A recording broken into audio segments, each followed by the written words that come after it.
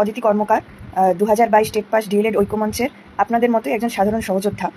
আমি প্রায় অনেকদিন বাদে আজকে লাইভে এসেছি। তার কারণটা আশা করি আপনারা সকলেই জানেন। কারণ আগামী 30শে জুলাই সকাল 11টায় আমাদের 2022 টেট পাস ডিএলএড ঐক্যমঞ্চের পক্ষ থেকে একটি মহা মিছিলের ডাক দেওয়া হয়েছে। আগামী 30শে জুলাই আমাদের প্রত্যেক টেট পাসদের একসাথে পায়ে পা মিলিয়ে শিয়ালদা থেকে ধর্মতলা অবধি নিজেদের দাবিতে, নিজেদের চাকরি এবং নিজেদের হকের দাবিতে মিছিল করতে হবে। আমার লাইভে আসার প্রধান কারণ হচ্ছে, অনেকেই আছেন যারা সাধারণত আইন অমান্য যে আন্দোলনগুলো হয় সেগুলোতে কোনোভাবেই যোগদান করেন না বিভিন্ন কারণবশত।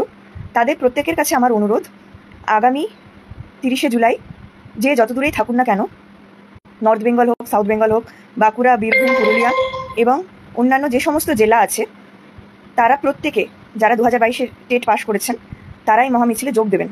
আমাদের এই মুহূর্তে আশা করি সবাই জানেন যে পঞ্চম শ্রেণীর যে রায়দান হয়েছে সেটি খুব পজিটিভ একটি জাজমেন্ট দেওয়া হয়েছে এবং তাতে আমাদের যে সমস্ত টেট পাস ছেলেমেয়েরা আছে সেটা যথেষ্ট পরিমাণে উপকৃত হবে।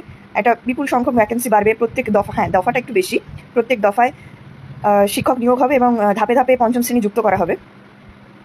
তো আমাদের এই রায়দানটা অনেকটাই আমাদেরকে আশা দিয়েছে, আশার আলো দিয়েছে। আগামী যে সমস্ত কেসগুলো আছে সেগুলোতেও আশা করছি আমরা পজিটিভই জাজমেন্ট পাবো। এই পঞ্চম শ্রেণী যে যুক্ত করা হবে তার সাথে সাথে সেই সমস্ত স্কুলগুলোতে যে ভ্যাকেন্সি আছে সেই ভ্যাকেন্সিগুলোতেও যাতে নিয়োগটা করা হয়, সেই নিয়োগের দিকেও আমাদেরকে খেয়াল রেখে আমাদের এই আন্দোলন চালিয়ে যেতে হবে। যতদিন না পর্যন্ত আমাদের ইন্টারভিউয়ের নোটিফিকেশান আসবে আমাদের এই লড়াই চলবে। আমাদের এই আগামী 30শে জুলাই এই মহামিছিলে আপনারা প্রত্যেকে যোগ দিন। প্রত্যেকে প্রয়োজনে আপনাদের বাড়ির অভিভাবক, বন্ধু বান্ধব তাদেরকে সঙ্গে করে নিয়ে আসুন। সারা কলকাতা দেখুক যে টেট পাস বেকার ছেলে মেয়েদের জোর কতটা। আমরা আমাদের লড়াই চালিয়ে যাব। তার সাথে যে কাজটি করতে হবে আমাদেরকে, আগামী যে কেসগুলো রয়েছে, আশা করি জানেন যে আমাদের ম্যাট 1594 নিয়ে আবার তারা মাথা চাড়া দিয়ে উঠছে। ম্যাট সম্পর্কে অনেকেই জানেন যে ম্যাট কি। তো 2014 সালে 6 নম্বর দিয়ে পাশ করা যে কথাটি বলা হয়েছিল সেটাকে আটকানোর জন্য সুপ্রিম কোর্টে মামলাটি করা হয়েছে। যারা এখনও পর্যন্ত ফান্ডিং দেননি, যারা কোনো রকম কোনো আন্দোলনে আসতে পারছেন না বিভিন্ন পারিবারিক এবং নিজেদের সমস্যার জন্য, আমাদের এই গ্রুপেই কিউআর কোডটি দেওয়া আছে, সেটি স্ক্যান করুন এবং যে অ্যামাউন্টটির কথা বলা হয়েছে সেই অ্যামাউন্টটি দিয়ে আমাদের যথাসাধ্য সাহায্য করুন। কারণ শুধুমাত্র আইনি লড়াই নয়, আমাদের মিছিলও নয়, আপনারা ফান্ডিং দিলে তবে গিয়ে আগামী আন্দোলনগুলোতে আমরা এবং আগামী যে কেসগুলোতে সেগুলো আমরা জিততে পারি এবং যথেষ্ট পরিমাণে লড়াই দিতে পারবো।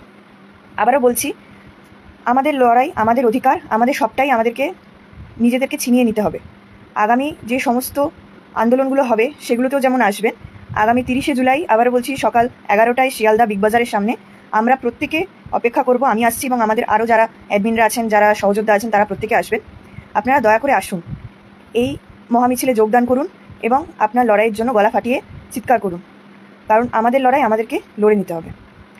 আরেকটি কথা, অনেকেই মেয়েরা যারা আছেন তারা কোনো আইন অমান্য যে আন্দোলনগুলো আছে বিভিন্ন কারণবশত তারা আসতে পারেন না, তারা প্রত্যেকে নির্দ্বিধায় এগুলোতে আসুন। কারণ এটি পুলিশ পারমিশন নেওয়া হচ্ছে এবং আপনারা প্রত্যেকে আপনাদের জেলার অ্যাডমিনদের সাথে যোগাযোগ করুন। কারণ এটি হয়তো 2-3 ঘন্টা এইটুকুই হবে। মিছিলটা শিয়ালদা থেকে শুরু করে ধর্মতলা ওয়াই চ্যানেলের কাছে শেষ হবে।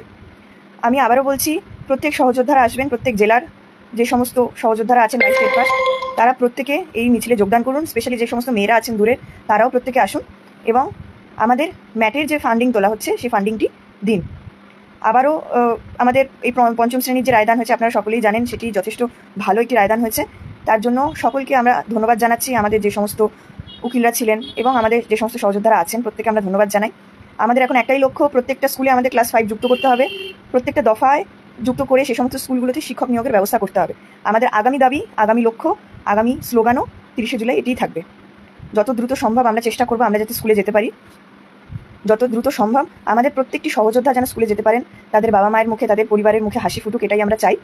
তাই নিজেদের স্বপ্ন সত্যি করতে আপনাদের এই মিছিলে, এই মহামিছিলে 30শে জুলাই যত দূরেই থাকুন না কেন আপনাদেরকে আসতে হবে, এটি আমরা অনুরোধ রাখছি এবং আপনি আপনার নিজের দাবিতে আসবেন। ধন্যবাদ।